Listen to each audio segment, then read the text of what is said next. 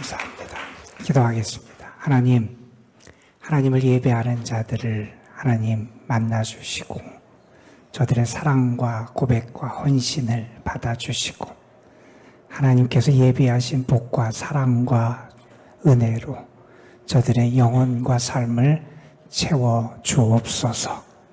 이 시간 우리의 마음속에 상처와 아픔과 여러 가지 무거운 짐을 짊어지고 있는 영혼들이 있다면 주님 안에서 참 평안을 누리게 하여 주시고 주님이 나와 함께 하시고 나를 사랑하시고 나를 도우시고 나를 붙잡아 주심을 온전히 체험하는 은혜를 누리게 하옵소서. 주의 말씀을 통하여 우리가 다시 한번 우리의 삶을 믿음을 돌아보고 바로 세워가기를 소망합니다. 성령께서 친히 역사해 주셔서 말씀을 통하여 하늘의 음성을 듣게 하시고 주님의 손길을 경험하게 하시고 우리의 마음과 생각이 더 맑아질 수 있도록 친히 역사하여 주옵소서. 이 시간 부족한 것을 주께서 가려주시고 하나님의 뜻만이 온전히 증거될 수 있도록 성령께서 역사해 주시기를 바라옵고 원하오며 우리 구주 예수 그리스도의 이름으로 기도드리옵나이다. 아멘. 미국에서 목회하셨던 그리고 글을 많이 쓰셨던 한 목사님이 우리나라 분인데 어린아이에 대해서 이러한 글을 쓰셨어요. 어린아이는 얼마나 멋진 피조물인가. 그들은 말과 같은 식욕을 가졌고 칼을 삼키는 마술사의 소화력을 가졌다.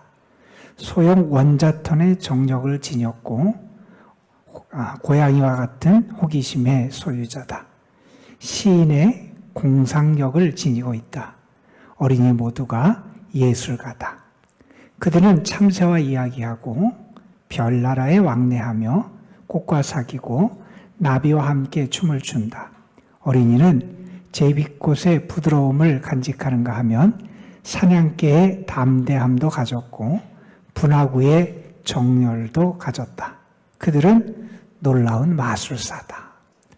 아이들을 보면서 우리가 놀랍게 되죠. 그들의 살아가는 모습, 그들의 이런 여러 가지 활동하는 모습을 보면서 아이는 참 귀한 존재고 놀라운 존재다 하는 것을 우리가 깨닫곤 합니다. 영국의 한 여성이 아이들 관련해서 이런 이야기를 하기도 했어요. 아이 하나를 하나님의 사람으로 기르는 것은 세계를 구원하는 거다. 아이 한 사람을 하나님의 사람으로 바로 세워나가는 것이 이 세상을 구원하는 것과 동일한 역사와 가치를 지니는 일이다. 그렇게 이야기를 합니다. 오늘은 우리가 어린이 주일로 지키는 그러한 주일이에요. 여러분 물론 잘 아시겠지만 우리 다음 세대를 축복하고 기도하는데 여러분이 더 마음을 모아주시고 우리 어린이들을 하나님께서 귀한 하나님의 사람으로 꼭 붙잡아주기 위해서 함께 하나님 앞에 나아가는 그런 날이 되기를 간절히 소망합니다. 우리가 기성세대로서 앞선 세대로서 우리 어린이들을 위해서 우리가 해야 될 분명한 역할과 우리의 책임이 아마 있을 거예요.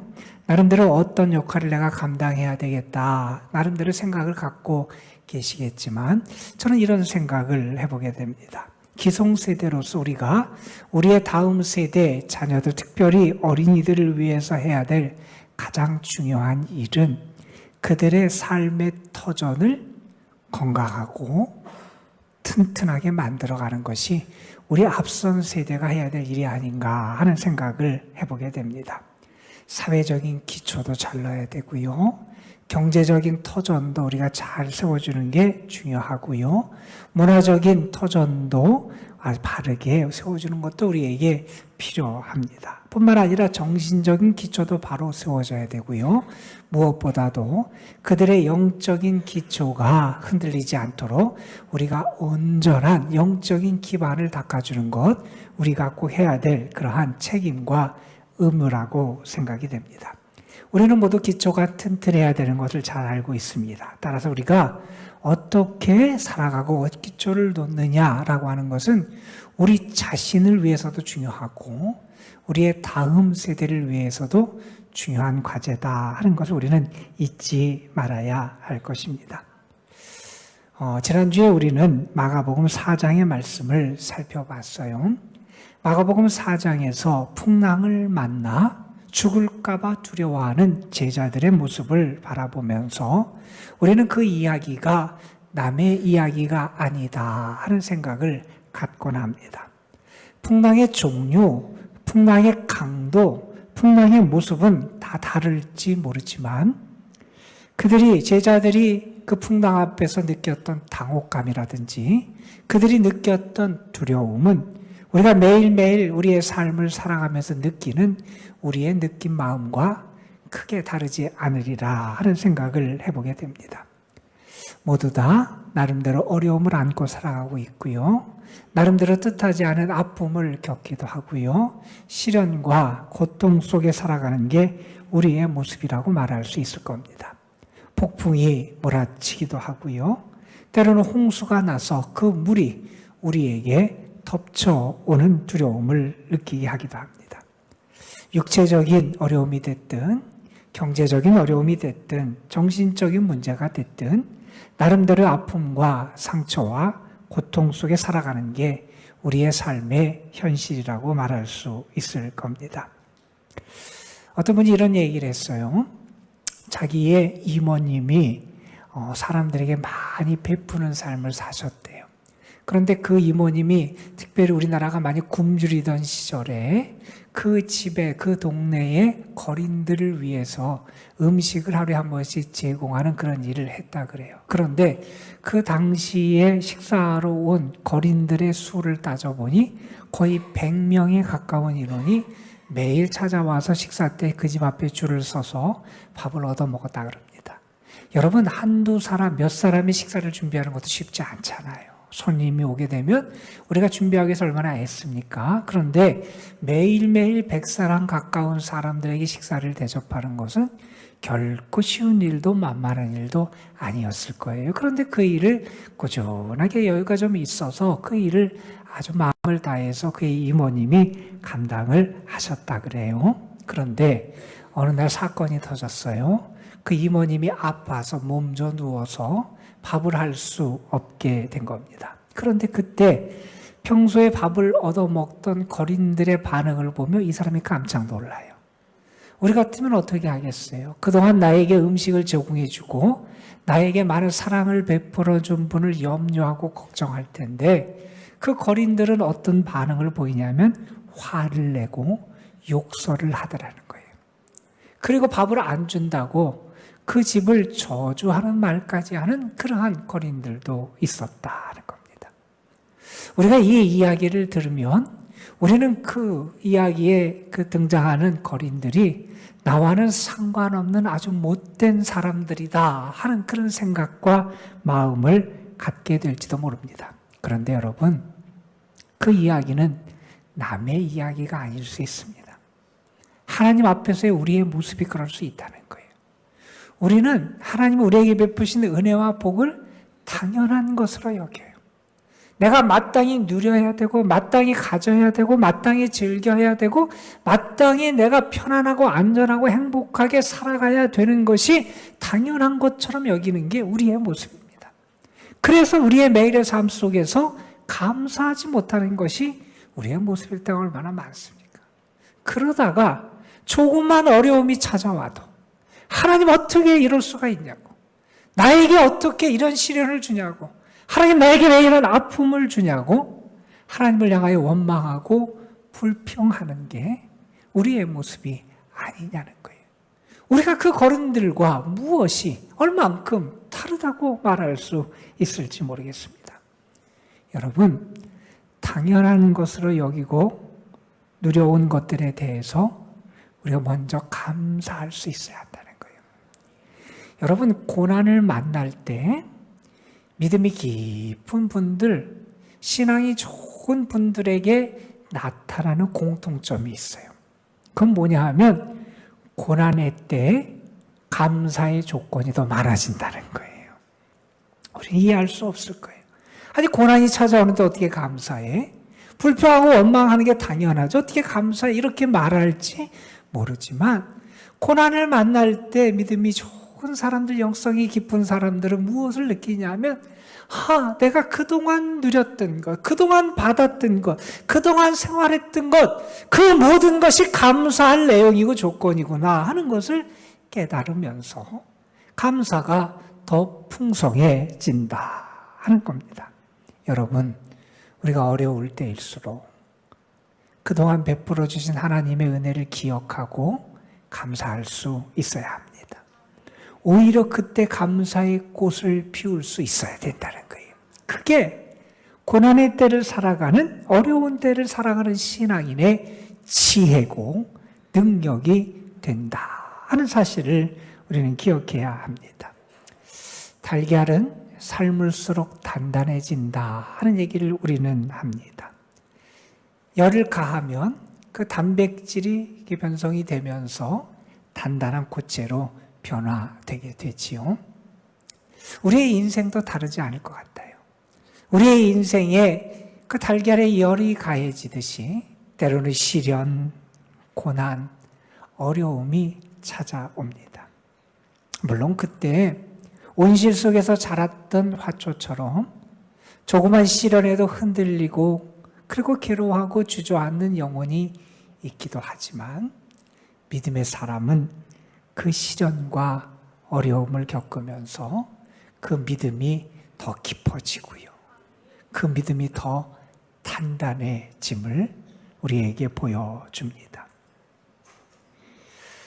오늘 우리는 마태복음 7장의 말씀을 같이 읽었어요. 우리가 너무나 잘 아는 산상설교의 결론에 해당하는 말씀입니다. 예수님께서는 지금까지 긴 설교의 말씀을 전했어요.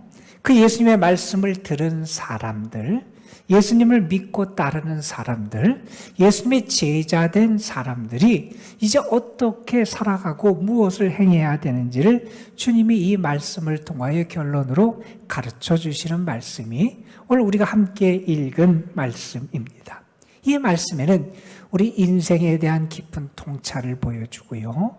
우리 믿음에 대한 깊은 통찰을 보여주는 게 오늘의 말씀입니다. 우리가 인생을 살아가면서 무엇이 우리에게 중요한지를 가르쳐줘요.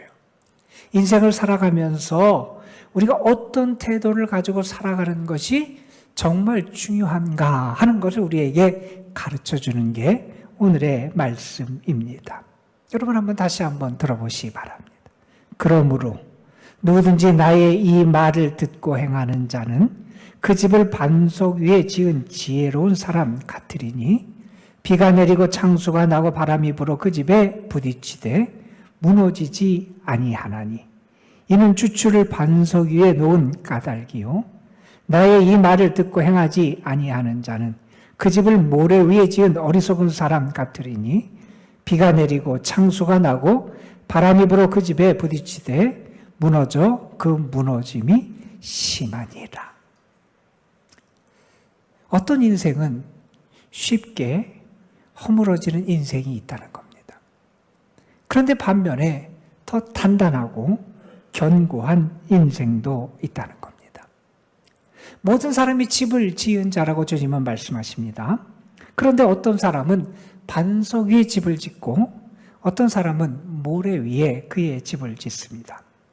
반석 위에 집을 지은 사람을 주님은 지혜로운 사람이라고 말하고 모래 위에 집을 지은 사람을 어리석은 사람이라고 말씀합니다. 왜냐하면 반석 위에 집을 지으면 홍수가 나고 비바람이 몰아칠 때도 그 기초가 튼튼해서 그 집이 무너지지 않는 반면에 모래 위에 집을 짓게 되면 홍수가 나고 바람이 불 때 그 집이 무너질 수밖에 없기 때문이라고 말씀합니다. 여러분은 여러분의 삶의 집을 지금 어디에 지어 가고 계십니까? 여러분의 인생의 기초는 지금 튼튼합니까? 시련과 역경과 어려움 그 앞에서 여러분의 삶은 흔들리지 않고 있습니까? 우리가 너무나 익숙한 이 말씀이지만 이 말씀을 다시 한번 묵상하며 하나님이 오늘 우리에게 주시는 교훈을 함께 살펴봤으면 좋겠습니다. 먼저 우리가 잊지 말고 알아야 되는 사실 가운데 하나는 고난, 시련이 우리의 삶의 당연한 일부분임을 우리가 잊지 않아야 된다는 사실입니다.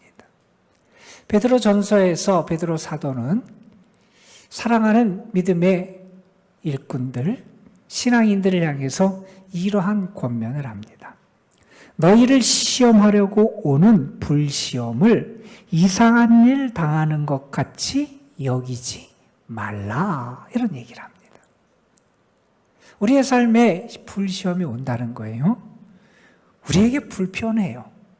만나기 싫고 그러한 상황을 접하기도 싫고 그러한 시련을 겪기도 너무 싫은 그런 시험이 우리를 찾아온다는 거예요. 우리는 그래서 그것이 나의 삶에 당연하다고 여기질 않는다는 거예요. 우리가 생각하는 우리의 삶의 기본, 상수는 뭐냐 하면 편안한 거예요. 문제가 없는 거예요. 시련이 없는 거예요. 아픔이 없는 거예요. 우리는 그것이 우리 인생의 기본값이라고 생각을 할 때가 많이 있다는 거예요. 그래서 조그만 어려움이 와도 왜 이런 어려움이 나에게 찾아오냐고. 조그만 시련 앞에서도 하나님 어떻게 나를 이렇게 힘들게 하냐고. 우리는 그런 생각을 하는데 성경은 우리에게 말합니다. 우리에게 불시험이 오는 게 당연하다는 겁니다. 그것을 이상한 일로 여겨서는 안 된다 하는 그런 말씀을 합니다. 여러분, 오늘도 비가 내려요. 우리가 비가 내리고 폭풍우가 몰아칠 수 있다라는 사실을 인지하고 살아가는 게 현실적이죠. 그게 아마 더 지혜로운 삶일 겁니다.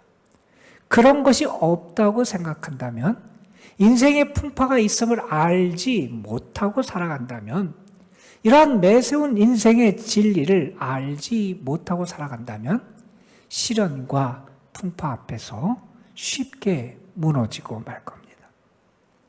여러분, 누구에게나 인생은 평탄치 않습니다. 이쪽이 편안하면 다른 쪽에 문제가 생기게 돼 있어요. 또 이쪽이 문제가 없으면 또 다른 쪽에 비바람이 몰아치는 게 우리의 인생이기도 합니다. 눈보라가 치는 날도 있고요. 때로는 매서운 추위가 찾아오기도 합니다. 때로는 우리의 삶에 폭풍우가 몰아치기도 하고요. 찌는 듯한 무더위가 찾아올 때도 있습니다. 청명한 날, 좋은 날, 순풍만 부는 날만 우리에게 계속되지 않는다는 것 우리가 너무나 잘 압니다. 여러분, 우리의 인생은 그러한 풍파, 그러한 시련을 안고 살아가는 게 우리의 인생이라고 말한다면, 그러면 풍랑 앞에서 풍랑을 만날 때 우리에게 필요한 게 과연 무엇이겠습니까? 내가 어려움을 만나고 시련을 만날 때 나에게 나타나야 하고 나에게 있어야 되는 게 과연 무엇일까요? 저는 그것을 신앙인다움이라는 단어로 표현하고 싶습니다. 그때 내가 믿음의 사람임이 드러날 수 있어야 된다는 겁니다. 그때 믿음의 사람이 무언가 다르다는 것을 보여줄 수 있어야 한다는 겁니다. 나만 안전하고 나만 피하고 나에게만 문제가 일어나지 않는 것을 통해서가 아니라 나에게 찾아오는 시련과 역경 앞에서 내가 어떻게 믿음의 사람임을 드러낼 수 있는가, 우리는 고민할 수 있어야 한다는 겁니다. 여러분, 저는 소망합니다. 우리에게 분명 풍랑도 몰아칠 것이고 매서운 눈보라도 몰아칠 것이고 시련도 찾아오겠지만 저는 먼저 여러분이 신앙인답게 흔들리지 않을 수 있기를 간절히 소망합니다. 여러분, 흔들리지 않는 인생도 있고요. 쉽게 무너지고 흔들리는 인생이 있다고 예수님 말씀합니다. 어떤 사람은 시련 앞에서 믿음이 얼마나 위대한지 믿음의 진가를 드러내는 사람도 있습니다. 반면에 어떤 사람은 그가 지금까지 붙여왔던 믿음이 얼마나 허약한지, 그 파닥을 드러내는 그런 사람도 있습니다. 문제가 생길 때 어떤 사람은 자기 자신을 놓지 못하고 자존심을 붙잡다가 괴물로 변하기도 합니다. 시련과 역경 앞에서 어떤 사람은 위협 앞에서 초라하게 벌벌 떨기도 합니다. 또 어떤 사람은 어려움을 만날 때 자기 자신만 바라보며 살아가기도 합니다. 흔들리는 모습을 보일 때가 많이 있다는 겁니다. 여러분, 우리는 믿음의 사람입니다. 우리가 믿음이 있음이 어려울 때 내가 흔들리지 않는 모습을 통해서 드러날 수 있어야 한다는 겁니다. 왜요? 우리는 주님의 함께 하심을 믿기 때문에 그렇습니다. 주님의 인도하심을 믿기 때문에 그렇습니다. 주의 사랑을 믿기 때문에 그렇습니다. 당장은 어렵고 당장은 받아들일 수 없고 당장은 너무 힘겨운 상황이 우리에게 찾아왔을 때도 우리는 하나님이 우리를 사랑하시는 것을 믿습니다. 합력하여 선을 이루시는 게 하나님의 역사고 섭리임을 믿습니다. 그래서 흔들리지 않습니다. 여러분, 믿음의 사람의 모습, 신앙인다움은 더 어려울 때 이렇게 드러나야 됩니다. 어려움을 만나면 대부분의 사람들은 자신의 안전과 자신의 이익에 더 집착합니다. 그걸 놓으면 무너질 것 같아서 내 안전, 내 생명, 내 이익을 더 집착해서 붙잡는 게 어려움을 만났을 때 사람들의 일반적인 태도입니다. 왜요? 눈에 보이는 게 다고 이걸 잃으면 끝날 것 같으니까 더 집착하고 붙잡습니다. 그러나 여러분, 믿음의 사람은 그때 이기심의 감옥에 자신을 가두지 않습니다.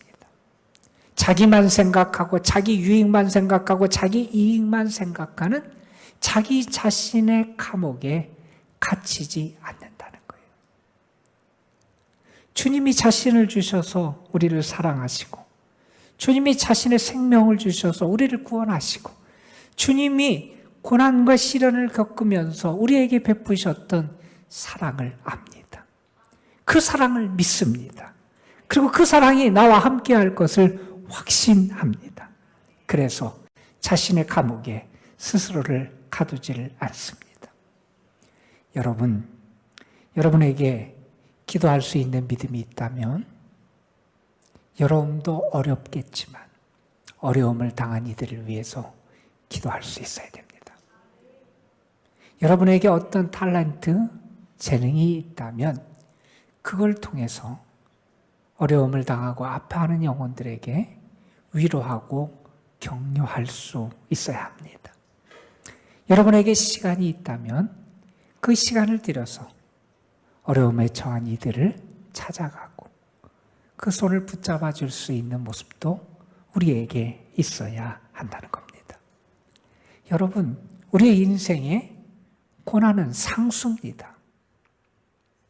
기본값입니다. 그때 우리가 어떻게 해야 되느냐?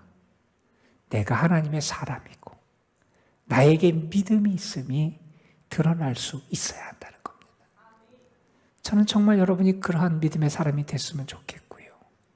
특별히 어렵고 시련을 당하고 감당할 수 없는 아픔을 겪는 이들이 그때 하나님의 사람다움, 믿음의 사람다움을 드러낼 수 있기 위해서 여러분이 기도해 주시기를 부탁을 드립니다.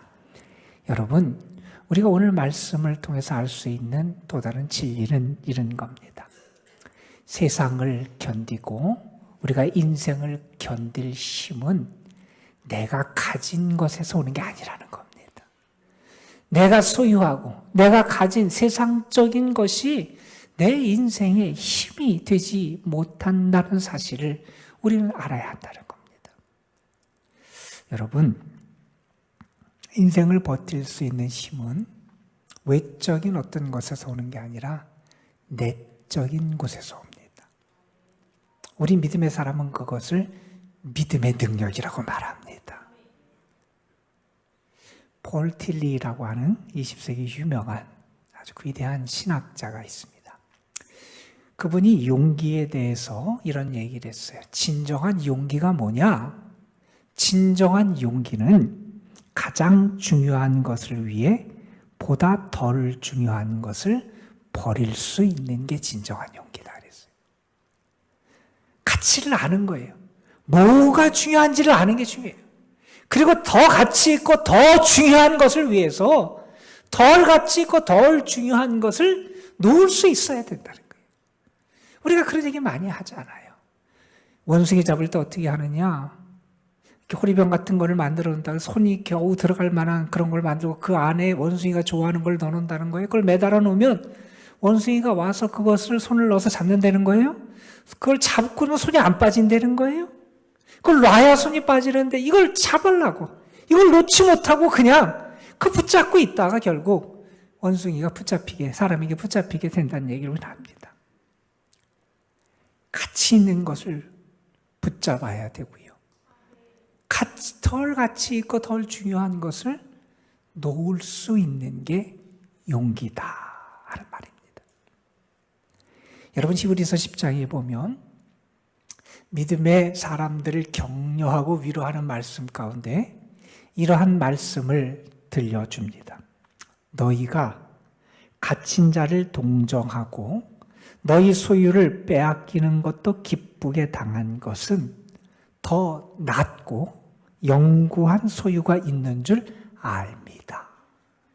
성도들이 자기가 가진 것을 빼앗기기도 하고요. 또 자기가 가진 것을 통해서 다른 사람을 섬기고 돕는 삶을 살아갔다는 거예요. 어려운데 더군다나 박해와 시련의 때 그런 삶을 살아갔다는 거예요. 그런 모습을 보면서 뭐라고 칭찬하고 격려하면 너희는 더 나은, 더 좋은, 더 영원한 것이 있는 것을 아는 사람이다. 그것을 알기에 그것을 다른 것을 덜 가치 있는 것을 내어놓고 나눌 수 있는 그런 믿음의 모습을 보였다고 칭찬하고 있는 겁니다. 여러분 바울이 어떻게 살았습니까? 그는 예수 그리스도를 알고 예수 그리스도 안에서 발견되는 것을 가장 귀하게 여겼습니다. 그래서 그는 세상 사람들이 자랑하는 것, 눈에 보이는 것, 내세울 수 있는 그 모든 것을 배설물처럼 여겼고 해로 여겼다고 고백합니다. 여러분, 가장 중요한 것은 눈에 안 보일 때가 많아요. 어린 왕자라는 작품에 등장하는 얘기죠. 눈에 보이지 않으나 능력 있는 소중한 게 있습니다. 우리의 믿음입니다, 여러분. 여러분, 풍랑이 일면, 어려움을 만나면 실체가 드러납니다. 그동안은 믿음이 좋은 사람인 줄 알았는데 견뎌내지 못하는 사람이 있고요. 그동안 그냥 그런 사람인 줄 알았는데 능력을 나타내고 이겨내는 사람도 있습니다. 어려움을 만나고 시련을 만나면 내가 그동안 써왔던 가면이 벗겨집니다. 그리고 실체가 드러납니다. 내 믿음이 어떤지 드러납니다. 내가 가진 확신이 나를 살리는 능력 있는 믿음인지 그렇지 않은지가 드러납니다. 내 인생의 기초가, 내 신앙의 기초가 튼튼한지 그렇지 않은지가 드러납니다. 여러분, 세상 모든 것에도 기초가 중요하다. 건물을 질 때도 기초가 중요해요. 인생에도 기초가 중요하다 그래요. 신앙생활에도 기초가 중요합니다. 어떤 기초 위에 우리의 삶 신앙을 세워가느냐, 그게 중요하다는 거죠. 반석이냐, 모래냐, 스스로 살펴보라는 겁니다. 여러분, 돈이나 명예나 권력이나 지식, 세상 사람들은 이것 위에 자기의 삶을 세워갑니다. 그러나 우리에게 그것은 우리의 인생의 반석이 아닙니다. 믿음이 우리의 반석입니다. 예수님이 우리의 반석이 되십니다. 주님의 말씀이 우리에게 반석이 된다는 겁니다. 여러분 지금 어떻게 살아가고 계십니까? 혹시 여러분 중에 심한 풍랑 가운데 너무나 힘겹고 어렵고 힘든 그런 삶을 보내고 있는 분은 안 계십니까? 믿음이 없는 자처럼 두려워 떨고 있지는 않습니까? 눈에 보이는 게 다인 것처럼 여겨져서 그것을 잃을까 봐 전전긍긍하며 노심초사하며 살아가는 게 여러분의 모습 아닙니까? 어려움 앞에서 다른 사람, 다른 것은 안 보이고 나만 보여서 나의 감옥에 갇혀 살고 있는 게 여러분의 모습은 아닙니까? 여러분, 우리가 어떻게 풍랑 앞에서 믿음의 진가를, 믿음의 능력을 나타낼 수 있을까요? 어떻게 그때 우리가 흔들리지 않고 든든히 설 수 있을까요? 어떻게 우리가 이기심, 자기의 감옥에 갇히지 않고 다른 사람이 내 눈에 들어오고 주님의 마음으로 살아갈 수 있을까요? 오늘 말씀은 우리에게 그 해답을 하나 제시합니다. 그 답은 아주 단순하지만 분명합니다. 예수님의 말씀을 듣고 그 말씀대로 살아가는 겁니다. 그 말씀대로 살아가야 한다는 겁니다. 오늘 본문 말씀은 지혜로운 사람이 있고 어리석은 사람이 있다 그래요. 그 차이가 어디에서 드러나느냐? 지혜로우냐 어리석으냐의 차이가, 그 차이, 차별점이 어디에서 나타나냐 하면 말씀에 대한 태도에서 나타난다는 거예요. 말씀을 듣고 행하는 사람, 지혜로운 건축자가 된다는 겁니다. 듣기만 하고 행하지 않는 사람, 어리석은 건축자가 된다는 겁니다. 듣기만 하고 행하지 않으면 설익은 신앙인이 되기 쉽습니다. 듣기만 하고 행하지 않으면 위험한 신앙인이 되기 쉽습니다. 기도를 잘하는 것도 중요하고 기도를 많이 하는 것도 중요합니다. 말씀을 많이 읽고 말씀의 지식을 쌓는 것도 중요합니다. 친절하게 대하고 예의 바르게 행동하는 것도 중요합니다. 교회에서 본인의 사명을 다해서 열심히 섬기고 봉사하는 것도 중요합니다. 그런데 주님은 우리에게 더 기본적인 것을 기대하십니다. 주의 말씀을 듣고 말씀에 의지해서 살아가라는 겁니다. 여러분, 말씀에 대한 순종, 말씀을 따라 살아가는 삶보다 더 튼튼한, 더 온전한 인생의 기반이 없습니다. 우리가 그것을 잊어서는 안 된다는 겁니다. 여러분이 어디에다 인생의 집을 짓든, 모래 위에 짓든 반석 위에 짓든 또 누구에게든지 동일하게 비도 내리고 창수가 나기도 하고 바람이 불어 그 집에 부딪혀 옵니다. 누구나 당하는 일입니다. 그때 저는 여러분이 믿음의 진가를 나타내는 믿음의 사람이 되셨으면 좋겠습니다. 그때 여러분의 믿음이 더 깊이 뿌리 내리고 더 단단해졌으면 좋겠습니다. 그래서 오히려 그 가운데서 어두운 가운데서 더 빛을 내는 빛처럼 시련 가운데서 여러분의 믿음이 더 아름답게 빛나게 되기를 간절히 소망합니다. 달걀은 삶을수록 단단해집니다. 여러분도 그러한 존재가 되기를 소망하고, 특별히 우리 다음 세대들이 다른 것 때문에 흔들리고 연약한 자들이 아니라 믿음의 반석 위에 서서 더 단단하게 시련 가운데서도 주와 동행하며 승리하는 우리 다음 세대가 되도록 여러분이 기도해 주시기를 주님의 이름으로 부탁을 드립니다. 우리 함께 기도하겠습니다. 아버지 하나님, 우리에게 은혜 주셔서 요동치 않을 수 있는 주의 사람들 되게 하시고, 이기심과 욕심에 사슬에 갇혀 살아가는 어리석은 자들 되지 않도록 인도하여 주옵소서. 특별히 우리가 만나게 되는 환난, 시련, 역경, 고난, 풍파 가운데서 내가 믿음의 사람임을 바로 나타낼 수 있는 능력이 우리에게 있게 하여 주시고, 그래서 어려움을 통해 더 단단해지고 더 성숙하고 더 깊이 뿌리를 내려서 어려움 가운데서 많은 이들에게 더 위대한 믿음의 가치와 능력을 보여줄 수 있는 저희들을 되게 하옵소서.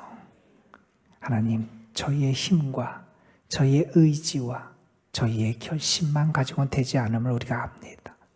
성령께서 붙잡아 주시고 성령께서 도와주시고 성령께서 함께해 주셔서 우리가 더 견고한 믿음 가운데 승리하는 신실한 믿음의 사람들 되게 하옵소서. 우리 구주 예수 그리스도의 이름으로 기도드리옵나이다. 아멘.